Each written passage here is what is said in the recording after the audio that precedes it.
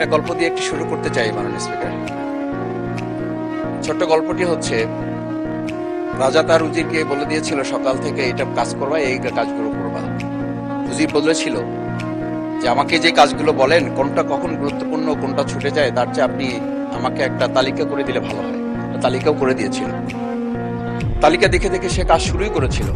হঠাৎ করে রাজার মনে হলো সে একবার শিকারে যাবে।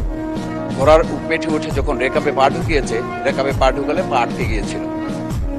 পাটা যখন ছুটাতে পারছিল না তখন সে উজিরকে বারবার ডাকছিল, আমার পাটা এখান থেকে বের করে দাও।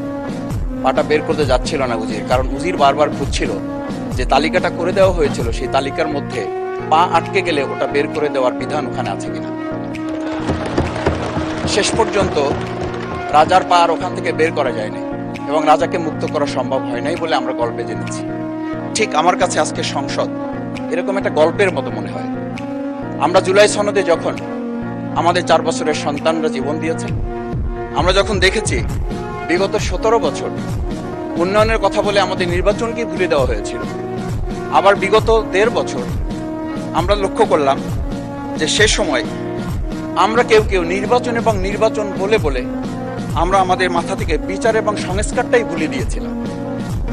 আবার এখন এসে আমরা দেখলাম যে আমাদের নখের কালি শুকাতে না শুকাতেই উন্নয়নের কথা বলে আমরা আবার জুলাই সনদটাকেই ভুলে দিতে বসেছি। আমি খুবই বিব্রত হই যে আমাদের সন্তানেরা রাস্তায় দাঁড়িয়ে সেদিন কি প্ল্যাকার্ডে এটা লিখেছিল যে আমরা একটা ফ্যামিলি কার্ডের জন্য আজকে রাস্তায় দাঁড়িয়েছি। সেদিন তারা দাঁড়িয়েছিল, মাননীয় স্পিকার, সেদিন তারা দাঁড়িয়েছিল, লেখা ছিল রাস্তাগুলোতে আমাদের সন্তানেরা বুকে গুলিবিদ্ধ হয়ে পা হারিয়ে চোখ হারিয়ে দাঁড়িয়ে রাস্তা ব্যারিকেড দিয়ে লেখা ছিল রাস্তা সংস্কারের কাজ না, রাষ্ট্র সংস্কারের কাজ চলছে। আমরা যেন সংস্কারের কথাটা মাথায় নিতে পারছি না।